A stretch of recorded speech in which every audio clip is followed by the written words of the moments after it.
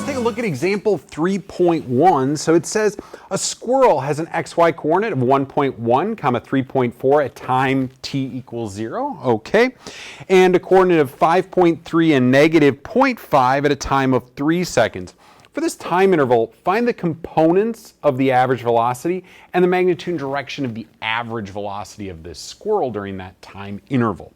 Okay, so to find average velocity, so V average, it's always displacement divided by time. But they want the components, so we're going to need to do the x component, which is going to be our x displacement divided by time. And then our y component, V average, for our y is going to be delta y divided by delta t.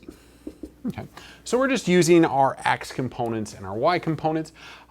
This is a little easier than doing the I hat, j hat stuff. Okay, so we do delta, which is final minus initial, so I have 5.3 minus 1.1 divided by my time of 3 seconds.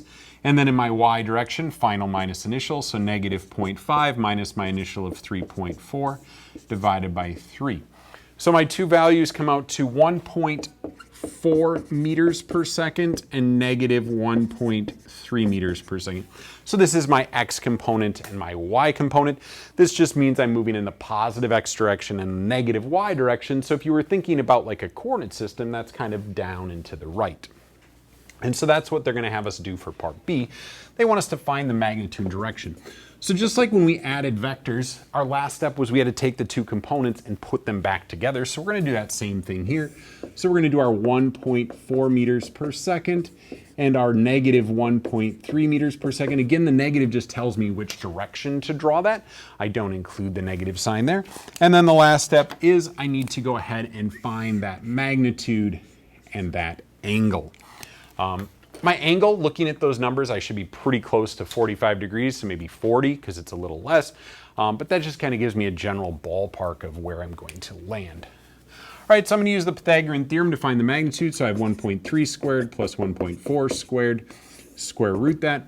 And I end up with 1.91 meters per second. Of course, I will need a direction, so I'm going to need to find that angle. So I'm going to take the inverse tangent of the opposite, 1.3, divided by the adjacent, 1.4. And I end up with an angle of 42.9 degrees. And so now I need to put that all into one common term. So I have 1.91 meters per second at 42.9 degrees.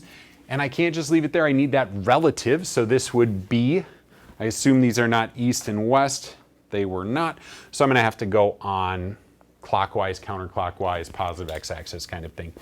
So this is going to be clockwise of the positive x-axis as your final answer there.